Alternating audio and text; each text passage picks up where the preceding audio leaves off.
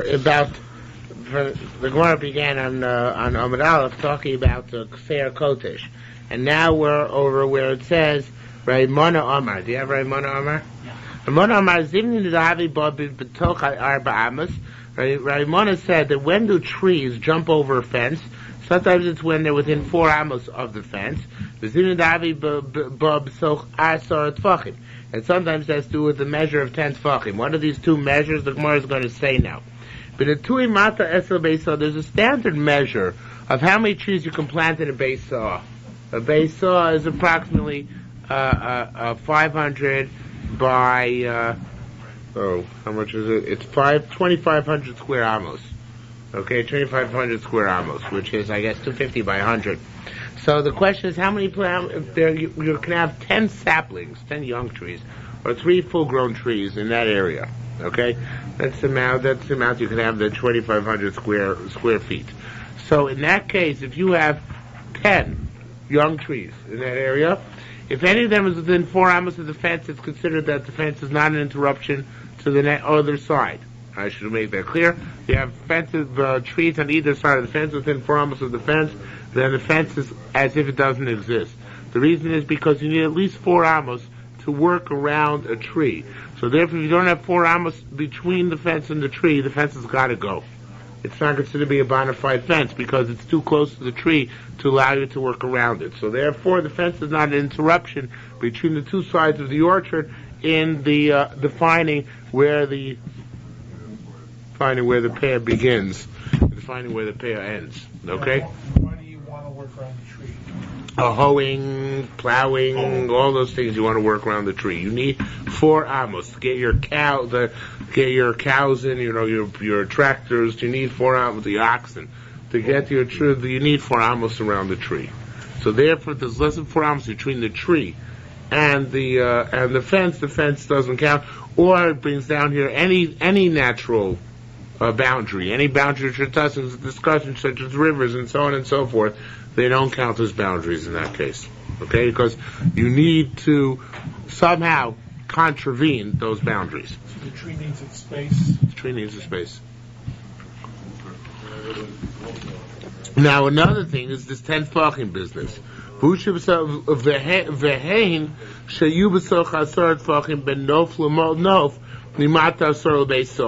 when there are 10 in each in the Beis Saw, again, the right proportion of trees in that area, you also need to have 10 tfachim. The 10 tfachim mean that you have to have the foliage within the 10 tfachim of each other, and then they interconnect. Now, I'm not sure exactly how this foliage works, whether it's because he said in order for the foliage to interconnect over the top of the fence, it has to be that the foliage actually interlocks. Here, we're talking about the foliage coming within 10 tefachim of each other, so I don't know exactly how it's configured here to get within 10 tefachim. Maybe it's like this. In other words, they're parallel to each other. Let's see Pnei Moshe. Pnei Moshe says,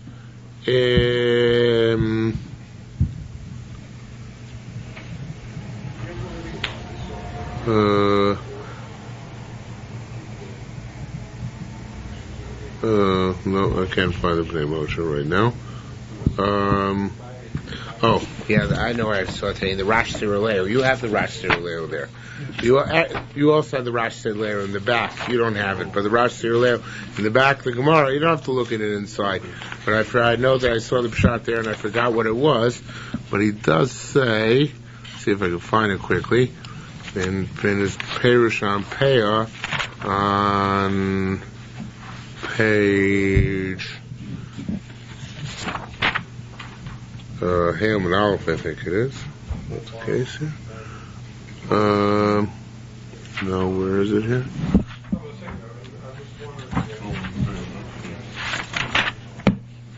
Hamid base.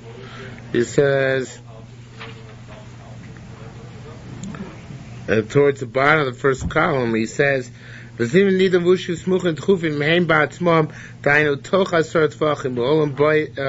have to be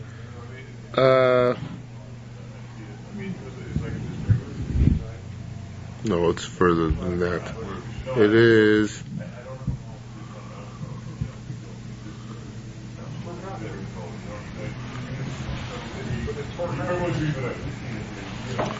Yeah, he says that. He says in the Rashi Releo on the other side of it, he says that trees have to be if you want to be mitzvah 2 trees for peah, and there's a way they go over the top of a natural obstruction, such as a rivulet or a stream or something like that, which is between them.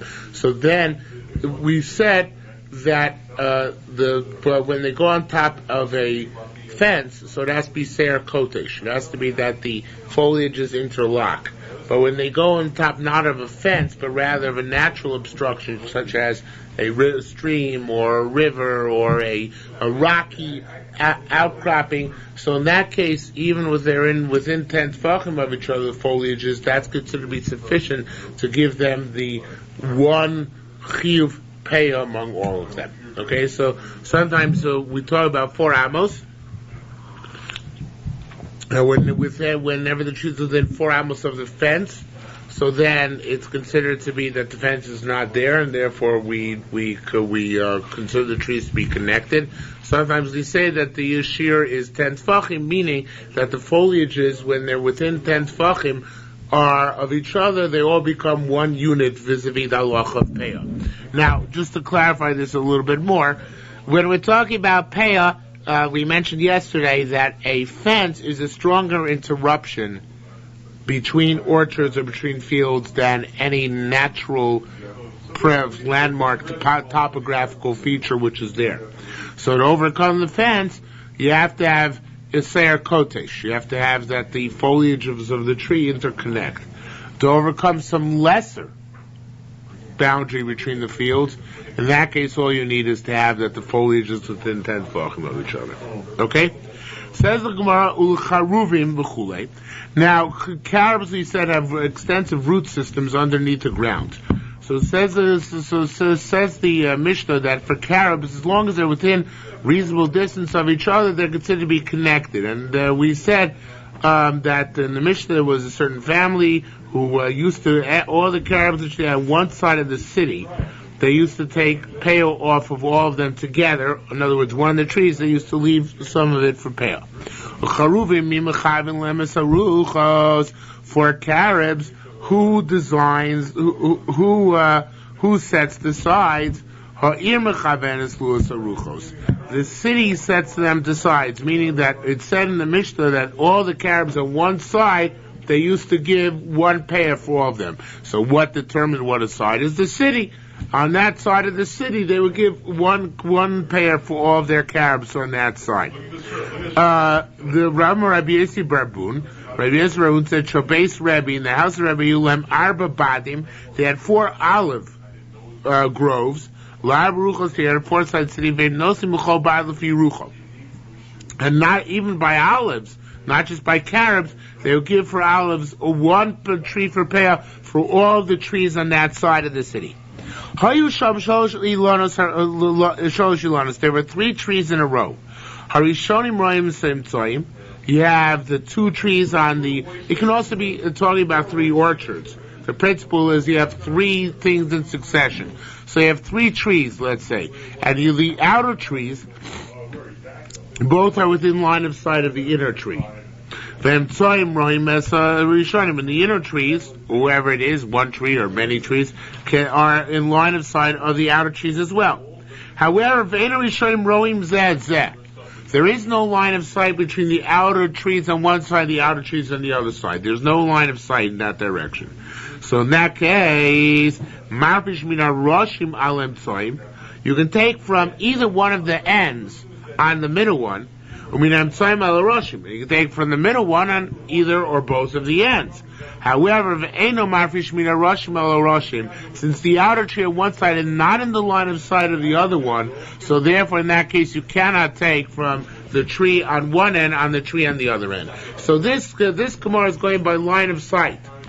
They don't have to be any closer than line of sight, but they must be within line of sight, and therefore those trees which are not within line of sight, even if there's a connecting tree in the middle, it doesn't do any good. You have to take peah off of the different trees which are not of line of sight. However, if you do take peah off the middle tree, which can see both outer trees, then that's okay.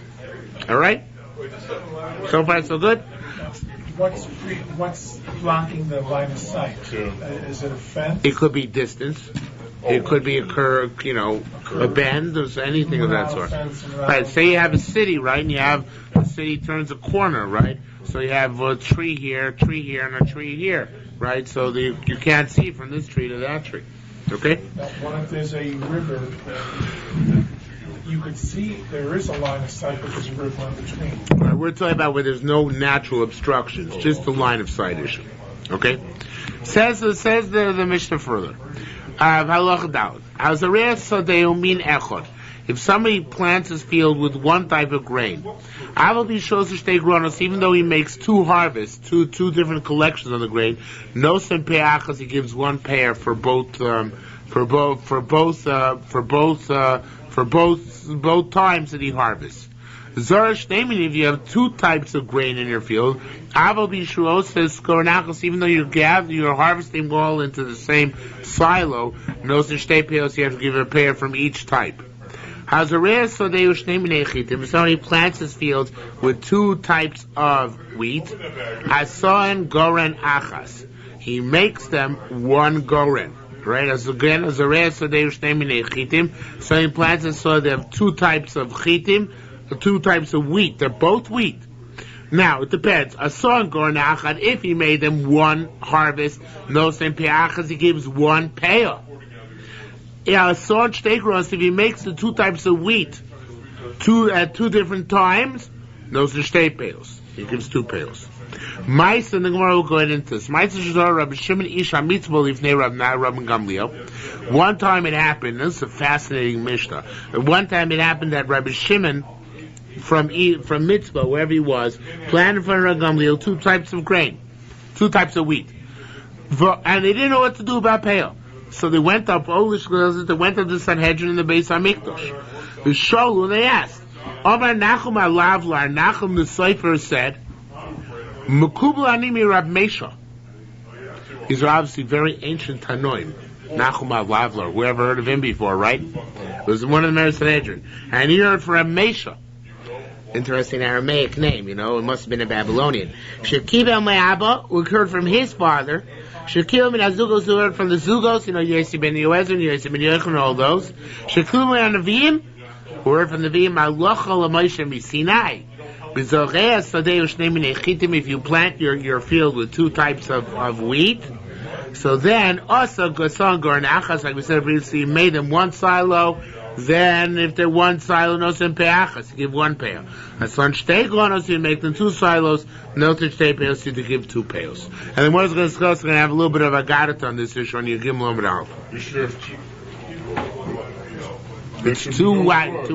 Two different kinds of wheat, right? Yeah.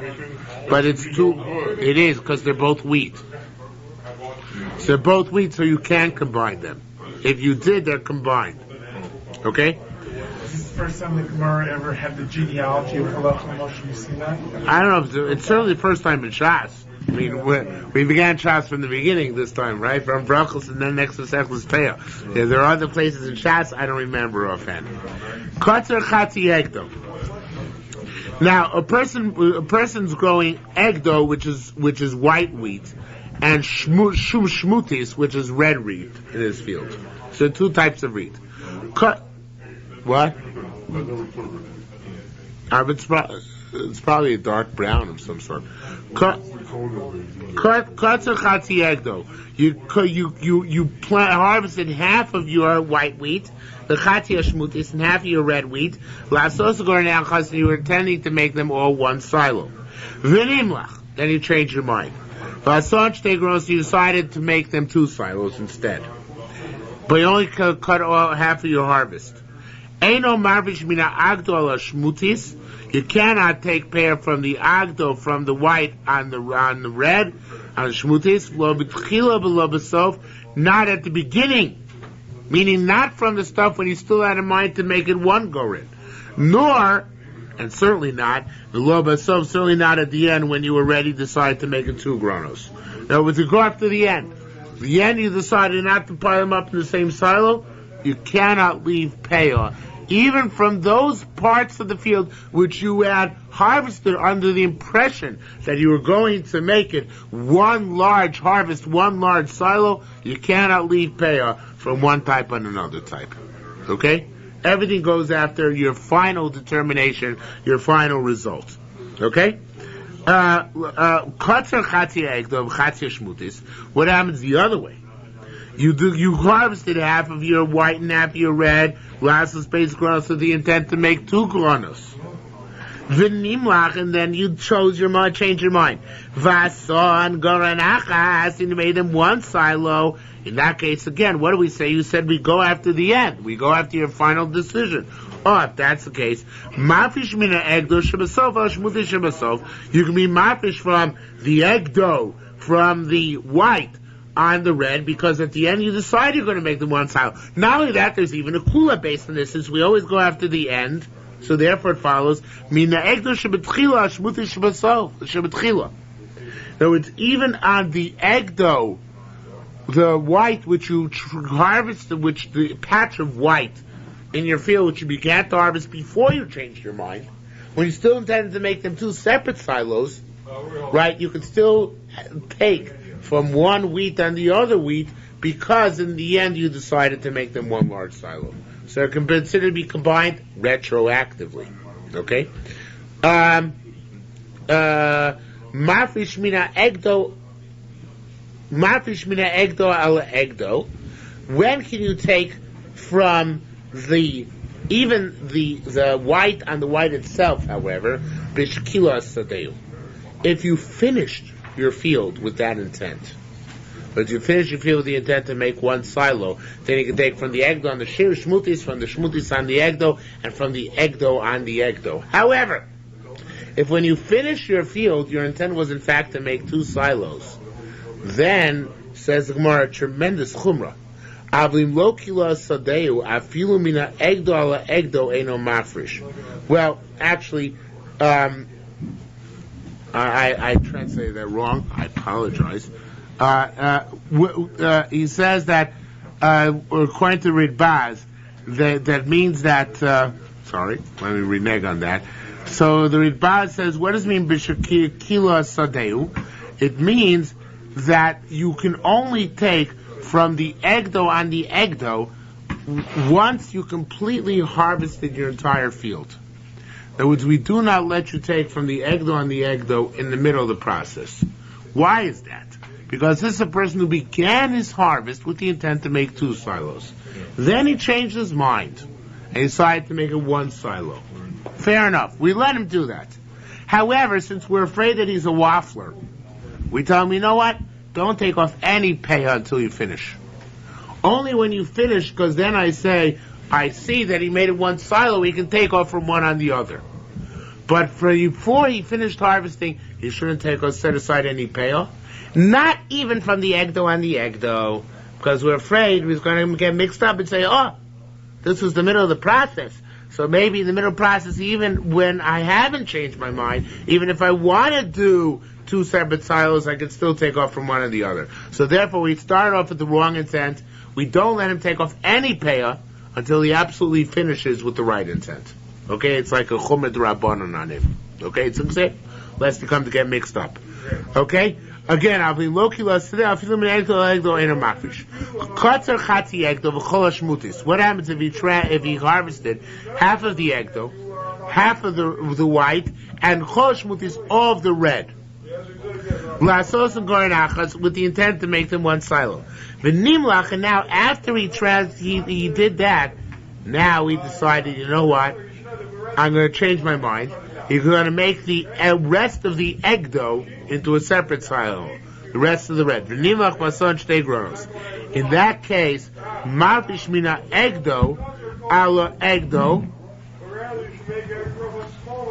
He can take peah from the egdo on the egdo, because after all it's the same type of grain, and v'chol shmutis, Shesham Niftara. In that case, once he takes on the egdo, so all the shmutis there is exempt. In other words, in this case, he's giving from the, in this case, he could take from the egdo on the shmutis, because when he harvested the shmutis, he had in mind, and he finished all the shmutis, he had in mind to make one go silo with the egdo. So the entire shmutis area of the field was finished, under the impression that it's going to be part and parcel of the silo with the with the egdo. Now it happened to be that I got halfway through the egdo, he said, I know, I'm changing my mind. I'm going to put the egdo into another one. And of course, all the sheaves he already harvested, he's going to put into a separate silo, not together with the shmutis. Okay, that should theoretically be a problem. However, he says here, the Gemara says that since all of the shmutis had been done with the assumption that it's going to be part and parcel of the egdo, so therefore it already became completely subsidiary to the egdo. And whatever works for the egdo is going to work, therefore, by extension on the shmutis. You see that? Before we said that where you didn't finish your harvest yet, and you change your mind in the middle, so then you have to finish your whole harvest before you go back and take even from the egdo on the egdo. But here, since the shmutis is already finished, it's considered to be at least partially a kilos sadeu.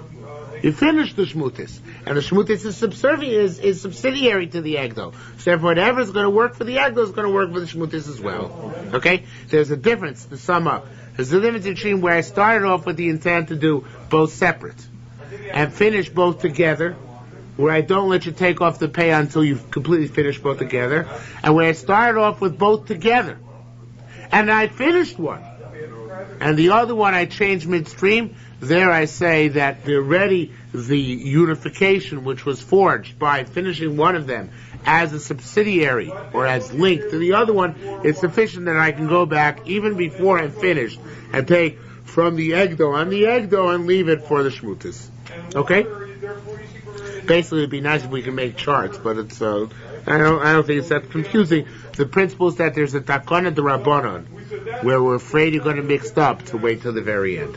Otherwise, everything just follows logical patterns. Okay, Yankel, you got to wake up. I'm Rabbi Zer. Rabbi Zer said, "B'shem Rabbi Yochanan," name Rabbi Yochanan. In bas halacha tachas yodcha. If halacha comes under your hand, you don't know what to make of it, what its nature is, do not push it off to some other matter. In other words, do not assume that it's incorrect. There's several halachas which are stated to Moshe in Sinai, and they're all embedded in the Mishnah, and we don't always know necessarily what to make of them, but they all are legitimate and come down to halacha Moshe Sinai. So if you find which is strange, don't push it off. Now, this is a very weird statement. The Gemara is going to explain it based on our Mishnah. Rabbi Oven said, V'ya'us. This is good. This is right, we say. V'ya'usi. Where do we see that? Kashnei minei chitim. We had a halach of too many chitim. There was a halach of too many chitim. Two types of grain. And nobody understood it. Nobody knew what the halacha meant. It was in a Mishnah, and it was questionable. Nobody understood. Ad sheba, ilule sheba Reb Nachum, who pirish lanu. Had Nachum not come and told us that shnei minei what it means, two types of grain. And he said it depends if you're making one silo or two silos. He explained it, like we said before. If not for him, we wouldn't have known what it means. But the fact that now we found out what it means, this halacha, which in the Mishnah was previously incomprehensible, became comprehensible. From this we see that if somebody tells you that there's halacha Moshe Sinai X, Y, Z, and you don't understand what he's saying, and he might not understand what he's saying, nevertheless, who knows, someday you might come out to an understanding. Somebody will tell you exactly what it means. Says the Gemara,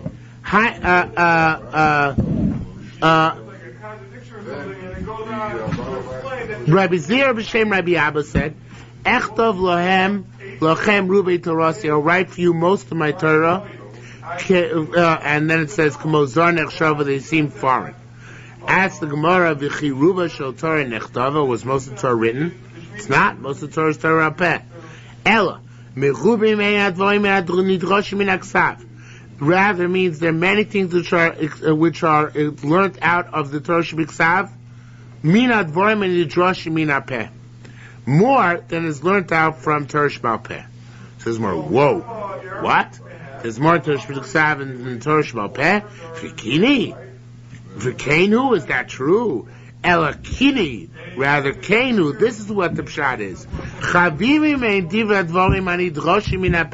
More precious are those things which are learned verbally than those things which are learned out or derived from that which is expressly written. Why Torah Shebal Peh is more precious than Torah Shebiksav? Rabbi Yehuda ben Pazi says another drasha, very apropos for this parasha Shavua. Echtov lachem rubei torasi. I'll write for them much of my Torah. Elu atochachos. These are the rebukes, the punishments. Afilu kain. Nonetheless, lo kemozar nechshavu. Despite that, the Jews did not forsake the Torah and regard it as a foreigner. So echtov lachem rubei torasi. That's the way to read the pasuk. I wrote for them most of my Torah. Do you think, in other words, many tough things? Do you think they rejected the Torah's result? They never rejected the Torah, despite all the tochachos which are written there. Says the Gemara, Rabbi Yavin said, "Ilule kosafti l'cho rubei torasi." Were I to have written for you most of my Torah, which I did not do, says Hashem, Lokamo Zarnach Shavu, would you not have been considered like foreigners? The Goyim are also like that. Then that was the case, Mabin and Lumos, what would be the distinguishing characteristic between us and the Goyim? People would say, oh, these guys take out their books. These guys take out their books. These guys take out their parchments. These guys take out their parchments. Therefore, to stress the unique quality of Judaism, most of the Torah was given Be'al Peh. Says the Gemara, Rabbi Chagai, Rabbi Shmuel bar Nachman.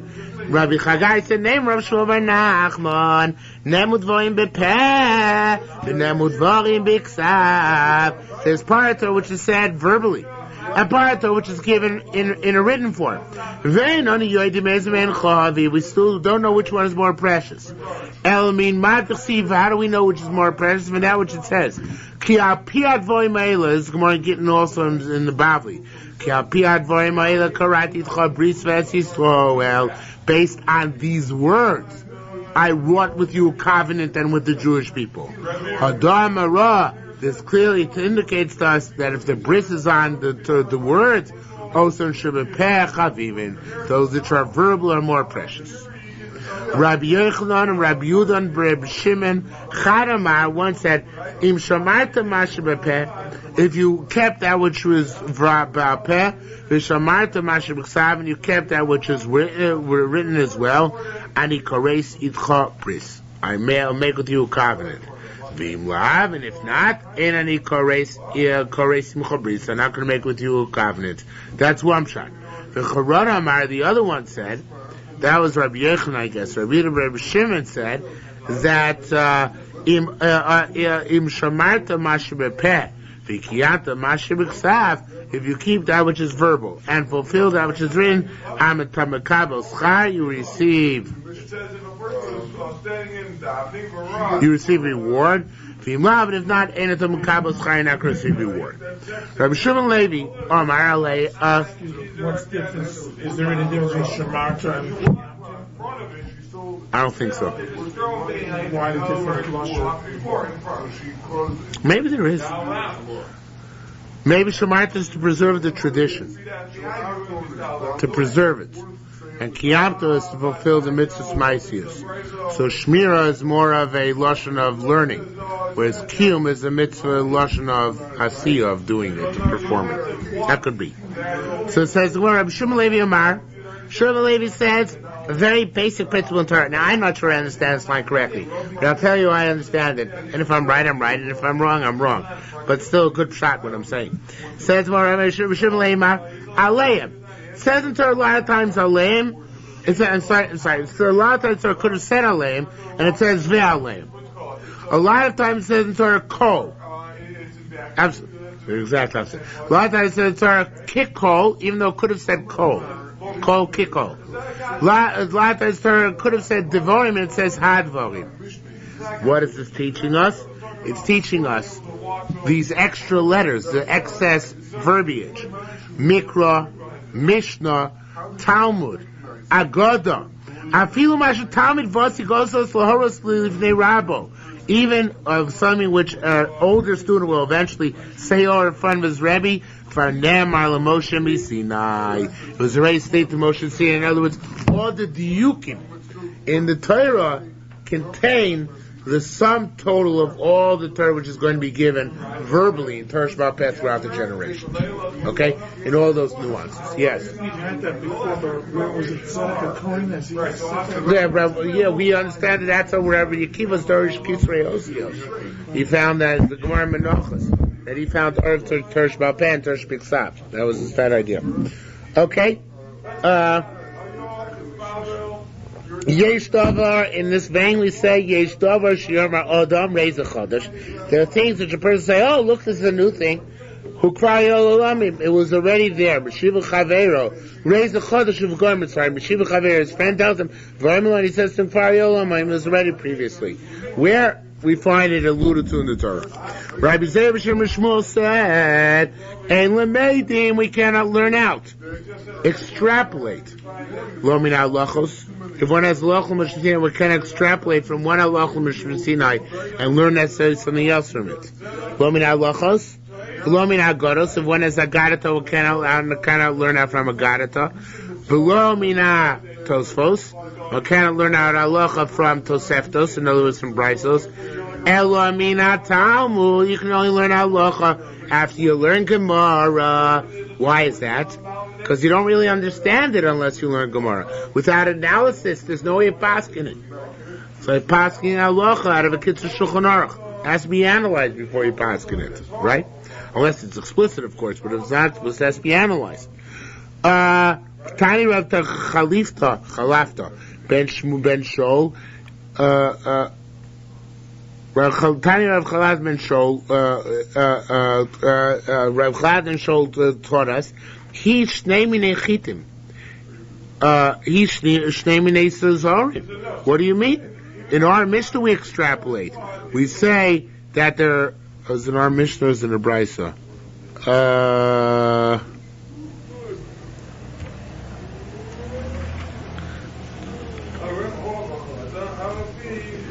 I guess it's a brisa. The brisa says this time of Chalaftim and Show who shnei minei chitim who shnei minei sazarim. Chalaftim and Show extrapolated. Halacha Mishnah says that where do we take into account the gronos by two types of wheat? He extrapolated and said even by two types of barley. So we see an extrapolation based on halacha Mishnah, right? So the chor it's difficult. We just said he can't extrapolate except on Gemara. He can't extrapolate it based on halacha Mishnah. So what's his extrapolation here? You know, go by the two different kinds. The wheat. What is that? The grain. The grain. And we don't go by that though. Yeah, we do. What do you mean we don't? We do, huh? Depends if he made it two silos or one silo. But the point is that he extrapolated from the halacha Moshe, which was stated by wheat, and used it also by barley. What? Field, I mean, right. Two types. So it's not like this situation when you sit, you know you're sitting, you still not. Two types of things. If I understand you correctly, the answer is yes. If I don't understand you correctly, I don't take any responsibility. Yeah. Okay? So when you go and have to leave pay on your field, ask me halacha l'maisa before you do it. But in any event, so he says. Lichor Rav Chalata ben Shol, who shnei minei chitim, who shnei minei sazarim. We extrapolated from halacha Moshe Sinai. Rav Zer said no. Kachos halacha beyond that. Halacha Moshe Sinai was stated not just about wheat, but also about barley. But shchachua, they happened to forget it. Says the Gemara. So he reminded them. This price reminded them that it stayed on both. Who shnei minei again? I'm say halacha beyond v'shchacho that who shnei minei chitim, who shnei minei sazarim, the same thing. It says more about Tanina. Then we learn a Mishnah. Hamachlik b'tzoyim lachim lashuk u'mekayim yiveshim lagoren. It says that if you take dry, moist onions to the marketplace, and you're keeping the dry ones for a separate silo, that they're two separate types of, two separate requirements of pay involved. So we see here clearly that we extrapolate. You can't say that's Allah Moshe Messina, Yislach Meimar Shuk Vegorin, Kacha is Allah B'Yanish Chachua. Can you say that was part of the Allah and they forgot it? So the truth is, I don't understand what's so difficult. Yeah, could be that was also part of the Allah. In other words, our kasha is, we see that they must have extrapolated from Allah Moshe Messina, because otherwise, how could you have learned that onions, which are moist, are distinct from onions which are dry? Right? The Chorah, that seems to be an extrapolation. And the Gemara doesn't answer that question. So I'm not so sure why it's so difficult. Let's say that's also part and parcel of halacha, but who says it's distinct? So I don't know. So that's what the Gemara is asking, and the Gemara doesn't give an answer. Says the Gemara, Rabbi Chanina Rabbi Shmuel said, Ein lemeitim min ha'roya. If you get a psak halacha, you can't extrapolate from there and use it for some other issue. You can't extrapolate. You're not allowed to extrapolate. Whatever it's said about, that's what it's said about. And no more. She'ein lemeitim min ha'maisa. That if you see a maisa take place, you can never extrapolate from that. Because you don't know all the factors, how the maisa took place. Right? There's a concept of maisa rav, which we have of learning out from people's deeds. So if you understand fully what's going on, not if you just see something take place, who knows, maybe that was an exception. Yeah, we've been discussing Mises all the time. But Rabbi Mona said, where do you say that Ba'udulo Sover, where the person who observes it doesn't have the capacity to analyze it and understand when we're done? But Ba'udu Sover, the person who observes the Maisa, has capacity to understand when we're done, or you can extrapolate from Maisa. Amar Lei, so he said, he wanted somebody else said a different shot. I guess Rabbi Chaim and Shmuel said back to Rimona. Bein Savar, bein Lo Savar, be the plige. When,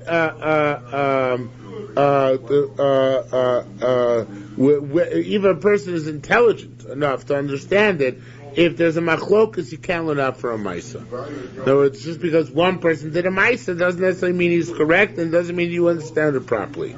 Similarly, b'ramba'utu lo plige, in a case where they don't argue, also ben savar or ben lo savar, you can follow the maisa even if you don't understand what's going on either. So he basically was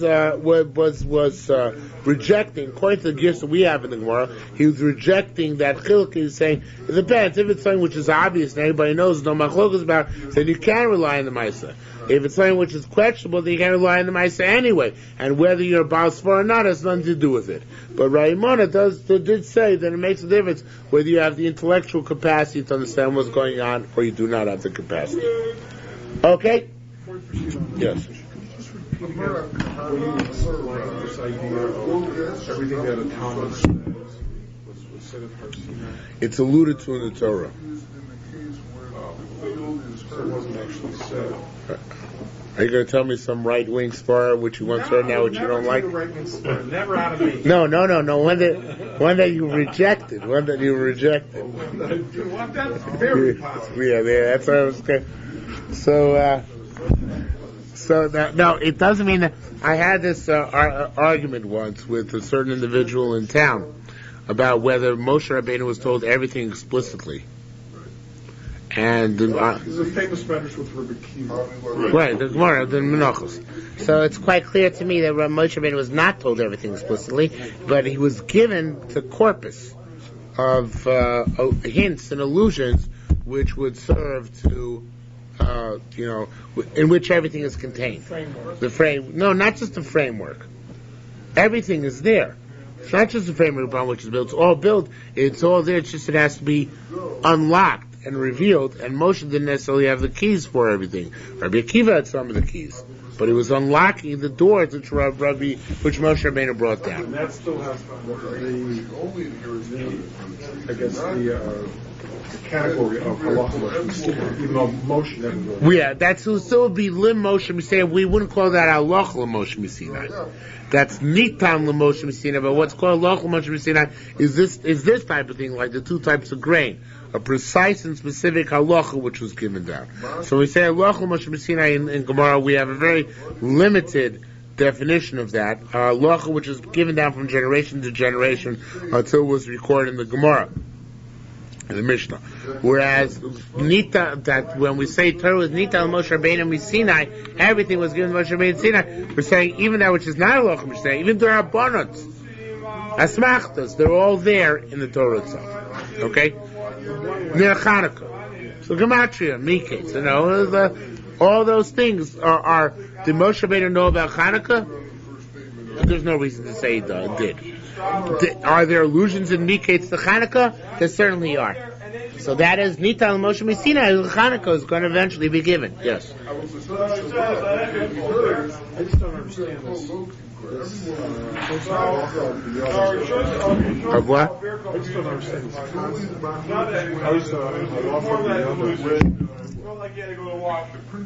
They forgot. Not all of them forgot it. Nachum Lavlar didn't forget it. So Ram Gamliel and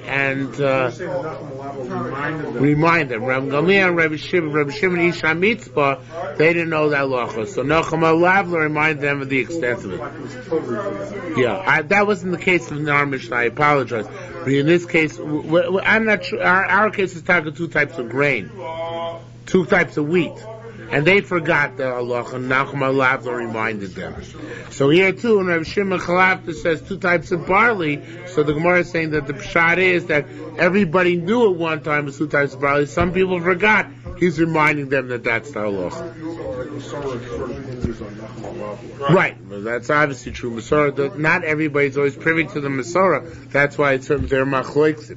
Okay, says the Mishnah brother. A soda should go through goyim, a fuel which is harvested by goyim. Now these are not goyish workers of yours. We're going to see on the Gemara, but rather it was harvested by goyim on their own, or a soda shekitru, they would all belong to them. Soda shekitru listim, a fuel which is harvested by bandits. Kasamul gemalim, or camels broke down the sheaves, Shavait Ruach, or the wind did it, or Behem, or an animal was trampled through. Betura, it's exempt from Peah. He did the first half, and the bandits did the second half. Betura is exempt. Why? Shechovas HaKotzir, the chiv of Peah, of that which he harvested, the first half, is in the commas that which is standing at the end. And who did the stuff which is standing at the end? The bandits, right? But what if it's vice versa? First year, the second half, right? But the listim did is not mechayev him. Who? Bit. Nibbled. If you harvested half and then sold the other half, the buyers can pay for the entire field. If you harvested half and then you sanctified the other half, the person redeems it from the gizbar, he gives pay on the entire field. Okay? That's midrabanan, obviously, because midrais it's exempt since the ksira was being done by hekdesh. But midrabanan he has to give pay. Masisa b'sheketzu latma. This is our mission to talk about where they harvested for themselves. Avokitzu ali sloel chayeves. This is where the goyim harvested on their own. Yankel, you're not with us tonight. Yes. Okay, masisa b'sheketzu latma. Our mission is where the goyim harvested for themselves. Avokitzu ali Yisrael, but if they harvested for Yisrael, there are workers, Jews don't do menial labor. These are the goyim doing the menial labor for the Jews, chayeves, then it's chayev and peah. The Tani came, and we learned also in the Brisa, ain't sochrin Pauline goyim, you shouldn't hire goyish workers. They didn't know about Palestinian laborers, did they? And so Pauline goyim, they should aim bekim beleket. You don't want to take goyish workers because they're not going to leave the leket properly. Period.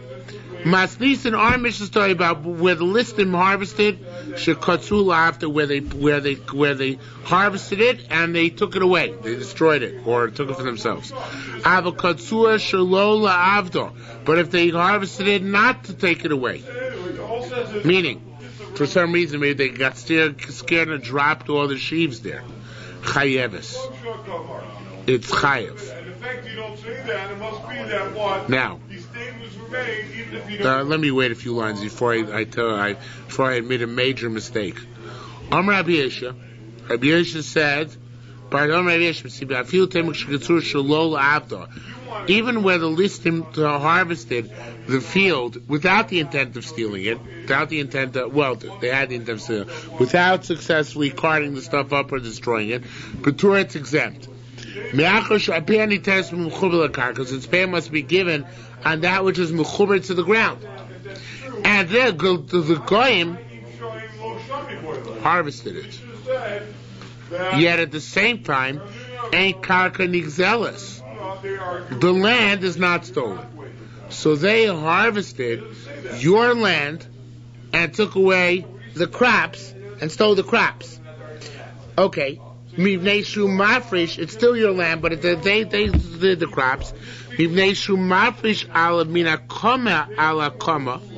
Because in that case you're exempt, because your responsibility is in your field to take from that which is standing and that which is standing. Mina koma from that which is standing and that which is harvested. However, ve'eno mafresh mina kotzir ala mina kotzir lo ala kotzir, for that which is already harvested, such as where the listim harvested and then fled, you cannot take off. Because you can't be mafresh mina kotzir lo ala kotzir. You can't take from the harvested on the harvested the lo ala koma nor on that which is standing. Okay, now all that tells us that even where the listim left you all the grain, since you didn't harvest it, they harvested the whole field. Even though you preserved retained the ownership of the land, there can be no chiyuv pay on you. Why? Because pay is only from your standing on your standing, from your standing on what you've harvested, and you're standing what you harvested, and you're all saying you wait. Yeah, that's it. Only two things. But not from that which is harvested, that which is harvested. In other words, they already finished the harvest. What are you going to give them? So even the listim didn't cart it away or destroy it. If they did the whole field, there's no pale left for you to give. Okay? Now, however, says the Gemara, and here comes a major mistake which I made. What? Even if they left it. Since you weren't involved in the harvest, you don't have to leave pale. Doesn't make any sense. It does. Just like if hektish harvest, it's not yours at the time of harvest. Even if they left you the stuff, you didn't get the chiyuv. You spend money. You still take the pay. You take it, but you don't leave pale. No big deal.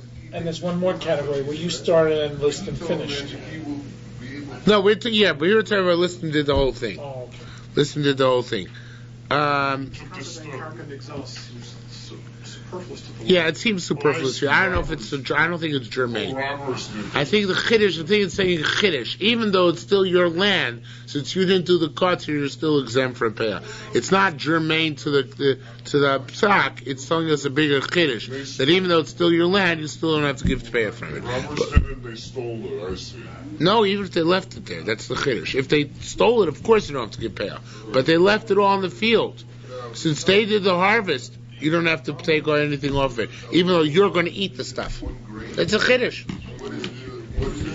Yankel, you only come here to learn new things. If everything you learned here you knew before, then there's no reason to sit here every night, right? Okay. Says the Gemara. Says the Gemara. Yeah, I'm going to show it to you inside. Sometimes you take from Katzir on Kama. I made a mistake earlier in this Masechta. I told you it's not possible to take from the harvested on that which is standing. Shamnu Bogadnu Gozalnu. That Mishnah, we had a Mishnah back on what led me astray was A, my incorrect preconceived notion, but B, that the Mishnah on Daf Chesam and Beis had said, Lola munosim mishupei apotim ramaisus achim areach, and the Gemara then Tesla Beis said, who's that Mishnah going like? You can take Peah after the harvest. It's going like Beis Shammai, who says you could be hefker, lanim hefker. And since hefker, lanim hefker, so therefore you don't have to take with Trubas Maisus off it, because it's even though it's not real Peah, it's still hefker. So now I look back after today, after I saw this, and so he paskin in the Rambam Haloch L'Maaseh that you can take Peah off the harvested sheaves, and it's parter from Maasros, and we are paskin like Beis Shammai Hefkaniyim Hefker. So I went back and looked at the Mishnah and saw that there's a different girsa on the side. The different girsa says, "So I'm noising mishum Peah, v'noisei mishum Hefker." What the Gemara was explaining when saying that Mishnah is going like Beis Shammai, that Hefkaniyim Hefker. It was explaining the nusach in the Mishnah which it had, that it's Mishum Hefker. But we paskin that even after your harvest, without the cheshbon of Hefker, you can still make Peah in the carts here. In other words, if you left Peah out in the field, even one stalk, then there's no Peah subsequently after you harvest, because Peah ain't no shiur. But if you didn't leave any Peah out in the field, not even one stalk, then when you harvest, you're still liable to Peah, and that is bona fide through and through, certifiable Peah. It's exempt from ISIS regardless of the Svar of Hefker. Okay? So that was a major mistake which I made previously. Okay? So says the Gemara again. When you have such a case, if you finish your field, the shiur bakadei Peah, and you left enough for Peah, that's okay. However, once you cut the first stalk, now I think here it should be really shibolas achrona. It means one shibolas though. If you left one shibolas out in the field, that's good enough for Peah. If you cut that shibolas down, however, chazra Peah lo morim, then where does the Peah go? It ain't in the field anymore. You have to take from the sheaves. Yeah, exactly. Okay, so again, it's quite clear I made a mistake. There's no two ways about it. So says the Gemara. Now, Animtza marfish. As a result of this, we see there's a case of marfish mina kotzir ala kama. You have cases where you're going to take from that which is harvested and that which is standing. The los of davar shkila sadeu. Now, this is not only where you forgot and finished off your field, Ella, but even Ella filu b'shakotz avar mekan ve'elchani marfish Peah. You were a good boy. You say, I'm going to take off Peah. From here on in, it'll be Peah. Right? And then he forgot. And you harvested that all. In other words, let's say you got the last 60th year field. He said, okay, everything else is Peah, I'm going to leave it. Then you suffered temporary amnesia and you started harvesting it. And you harvested the rest of the field. Says the Gemara, in that case also, you might have thought you had Peah, just that you transgressed by harvesting it. No, in that case, what's the halacha? You take Peah off from the harvest, from the sheaves. Okay? Once you cut the first shibolas, I'm not sure again what shibolas rishon is. I don't know what rishon. It should be that one shibolas, whatever it is. The Peah goes to the Amorim. That's marfish mina kotzir hakama. That's a case where you take off from the harvested and that which is standing. All right, new question. Hamocher, a seller. Ma'u sheyizke bepeah. You sold the field. You grew grain in the field. You sold it, and now you don't own the field anymore, and you're a poor person. You want to take the Peah from that field which was once yours. Are you allowed to do so? So it says the Gemara, "Amocher ma'ushiske bepeah, she materes esam omrin, which permits the sheaves." Nishmina minadol.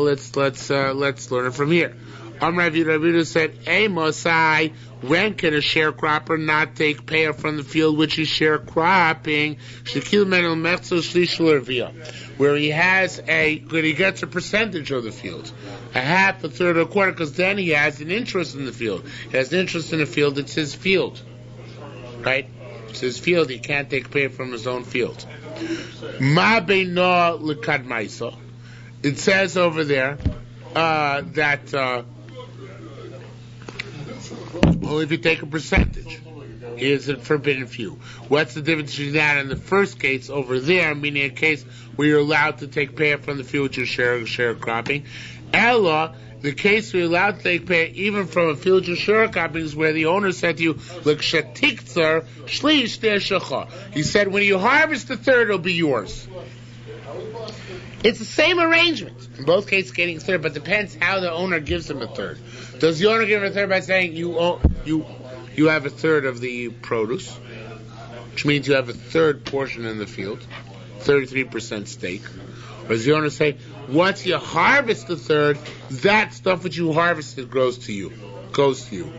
So in that case, I say, in that case, does he have a portion in the field? Yes. No, not the latter case.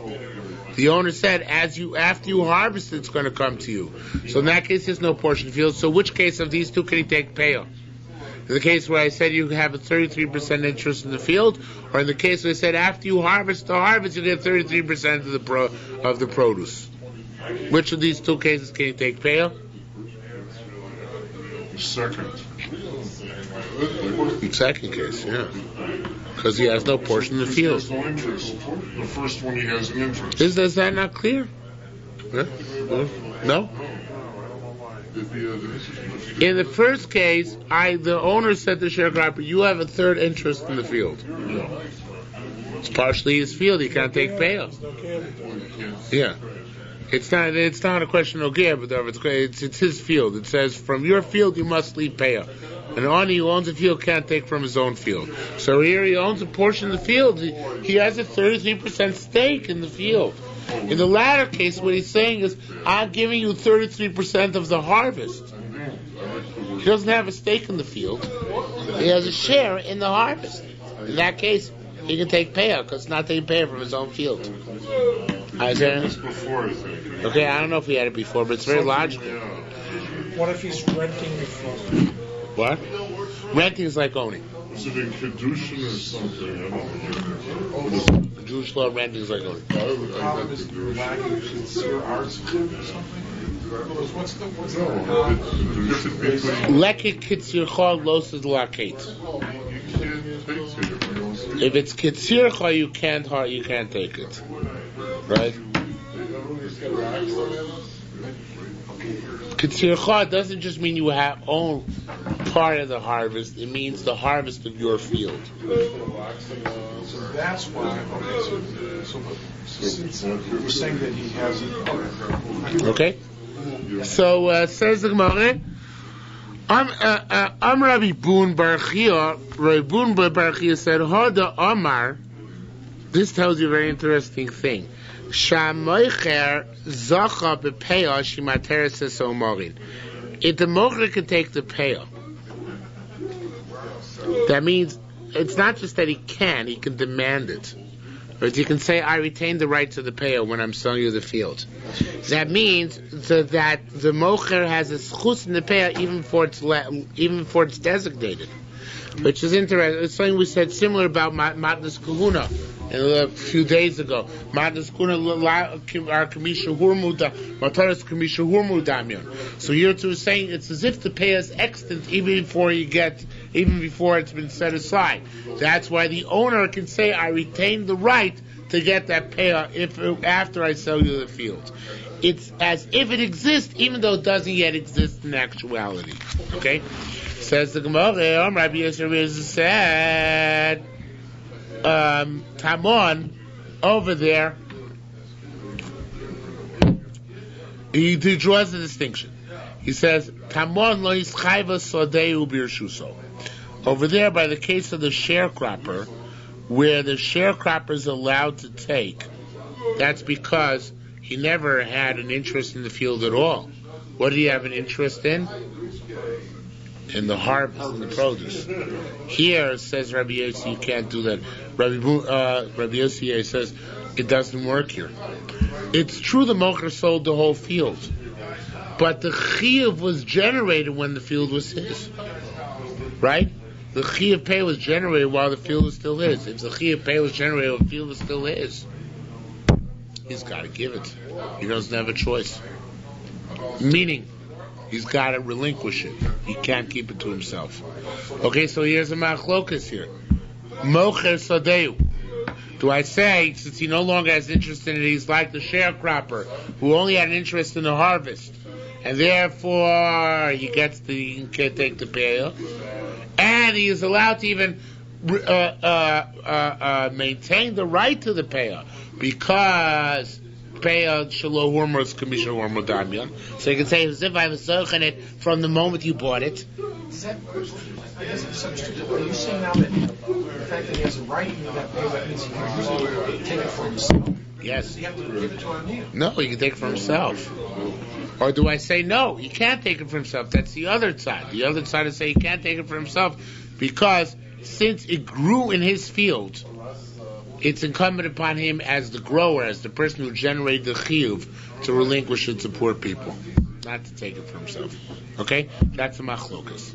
Says the Gemara, again, here, there, by the sharecropper, it wasn't his field. It wasn't his field becoming chayiv in his domain. However, here, this chayiv was sadeu b'shuso. Here, the field became chayiv in his reshus. Ilukotzer chatzi sadeu. Were he to have harvested half his field while he still possessed it, umochar masha kotzar, and he sold that which he harvested. Halokech mutar beleket shicho peah. The lokech, the buyer, would have been permitted to take the leket shichon peah from the first part of the field. Let me just make sure I'm right about that. No, I mispunctuated that. So, okay, this is a new case. The first case ends with the machlokas. Now we ask a new shiur. Period. A person harvested half his field. And he sold his harvest. Halokeach is the buyer mutar b'leket shichon peah yos. Can the buyer take the leket and shichon peah from the field? Halokech maush yizkeh. No, this is still a statement. No, I'm wrong again. Let's try again. Hopefully there won't be a strike 3. If a person harvested half his fields, and he sold that which he harvested, the buyer is permitted in the leket shichon peah of the first half of the field because he didn't yet have a shaychus. Yankel. What do you mean by permitted? What is he permitted? What? The buyer is permitted or obligated? No. The buyer is permitted to take leket shichon peah from the first half. I'll finish it in less than 5 minutes. The buyer is permitted to take leket shichon peah from the first half of the field because he had no shaychus at the first half of the field. So the lokeach bought the first half of the field. The lokeach bought the rest of the field. That was not harvested. That was not harvested yet. So he can take leket shichon peah from the part which was harvested. Right? That's clear. That's partial. What about halkech ma'u sheyizkeh bepeah shimater samarim shamocher? This is the question. The lokech's got to leave peah on the whole field. We learned that already. In the Mishnah, lokech's got to leave peah on the whole field because the chova of peah is in the last stalk standing in the field, which lokech is buying.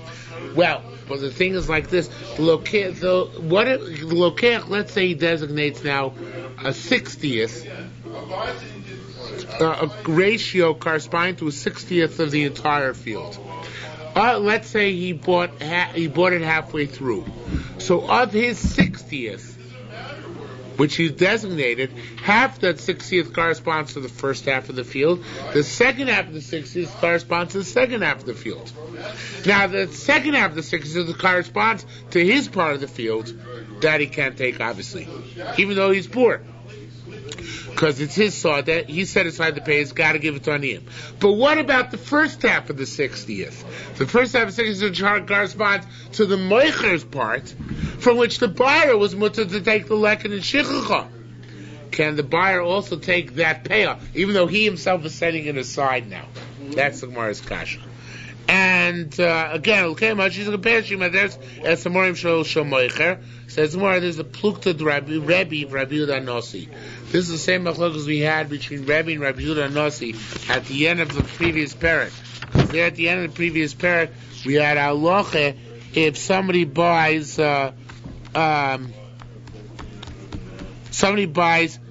Peros Klushim from his friend, he buys fruit in a year of Meiser Ani. So the shaila is whether the Ani who bought it can be Zoicha in the Meiser Ani. So we had there a machlokas between Rabbi Yehuda Nossi.